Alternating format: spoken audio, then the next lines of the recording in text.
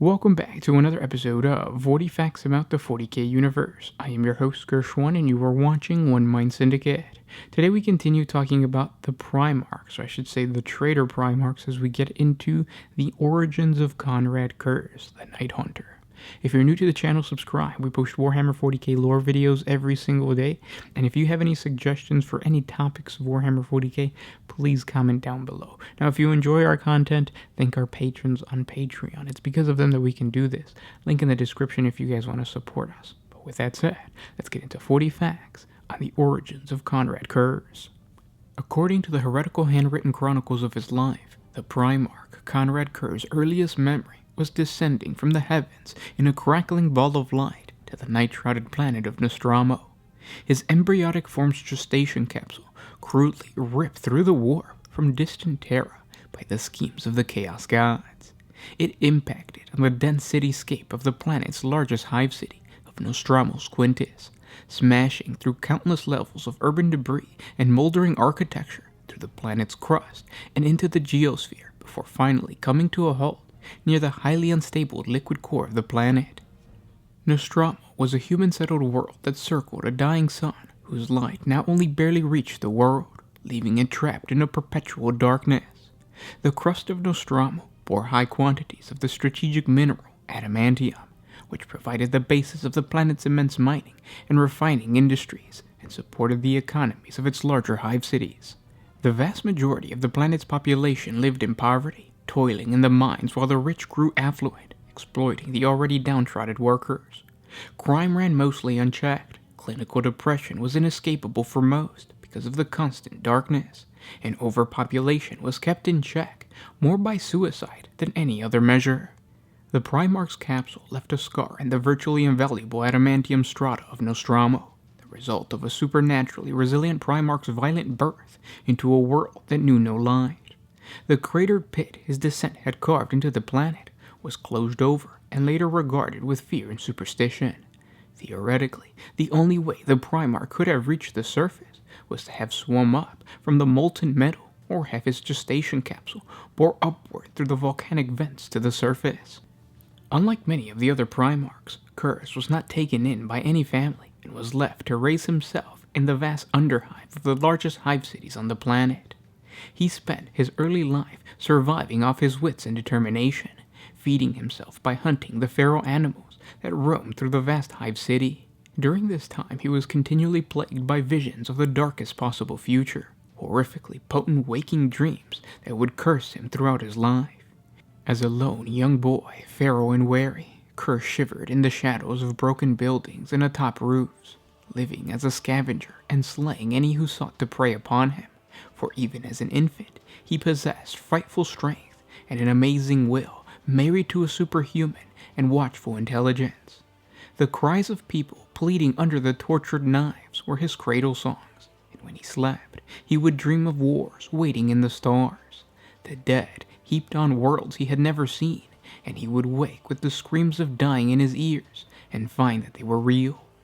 Ever in the dark, isolated and silent, he was more of a nightmare than a demigod.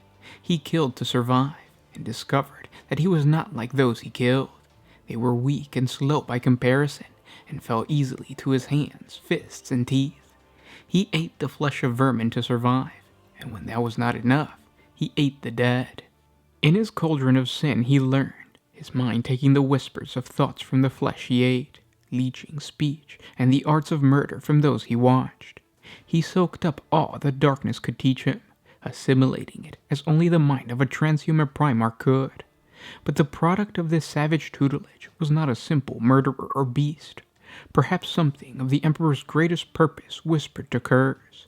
He could have become like the rest of Nostramo, a killer and a criminal, given his nature. Who can doubt he had risen to the corrupt king of all that he surveyed? But he did not.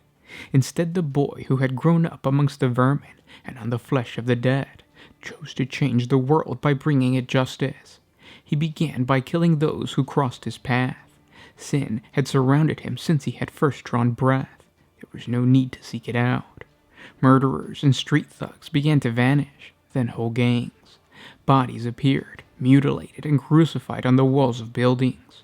Flayed sheets of skin hung from the bridges, and severed heads grinning from railings. A name began to follow his deeds, a name that he heard the people of his world whisper, half in fear and half in hope. The Night Haunter was the fearful name they gave him, an avenging spirit, an angel of blind justice, a murderer other murderers feared. They began to hunt him, the gangs, the noble enforcers, the crime collectives alike, and this suited him, for if nothing had brought his prey to him, he killed most who came after him, and let a few live to carry the message back to Nostramo's nefarious courts and princes. Without eyes, without hands, but left their tongues, the mutilated messengers would weep out a simple message: I am coming for you. The Night Haunter followed the whispers, the rumors, and the truths that came from the mouths of flayed gangers.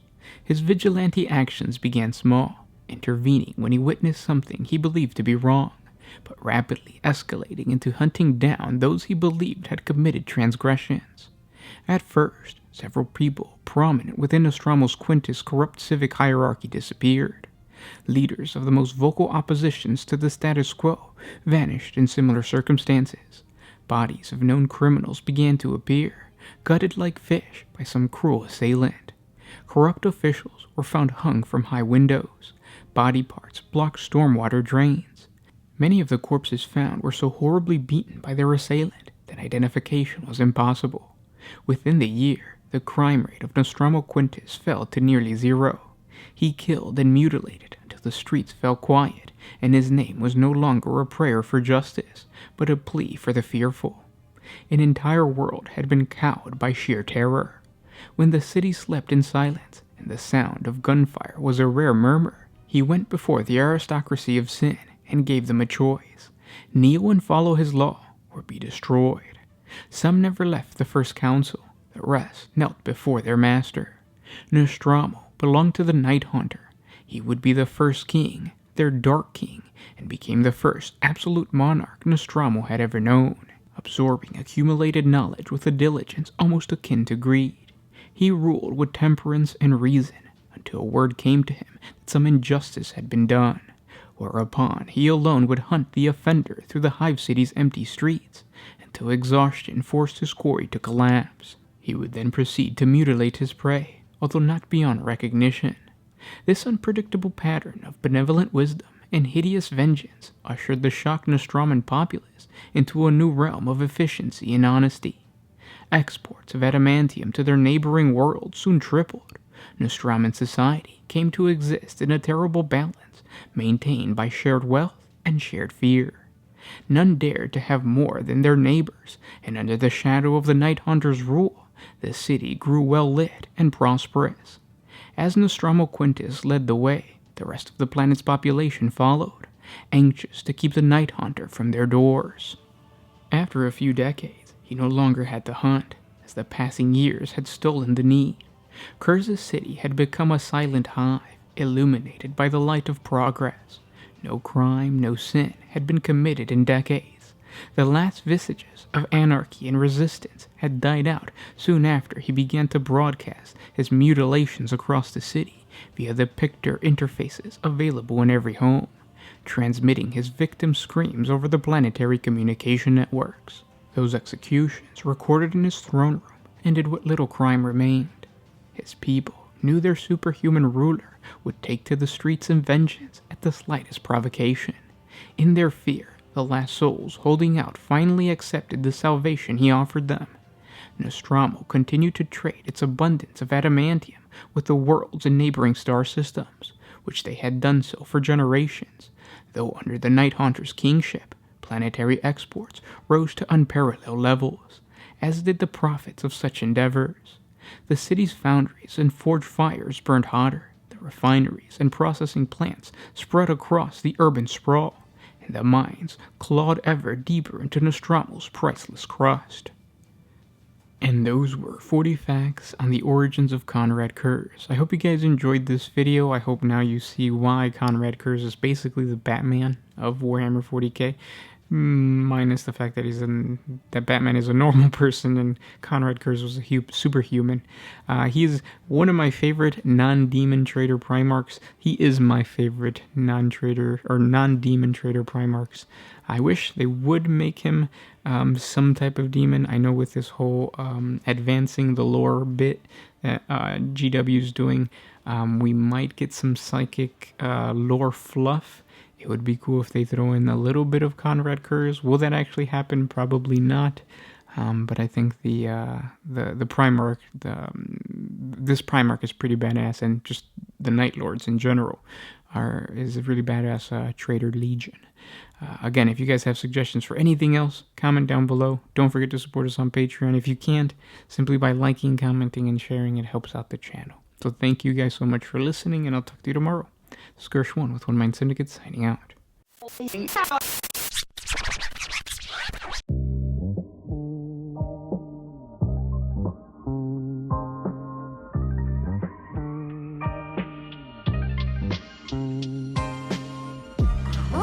used to put my freedom first in any situation.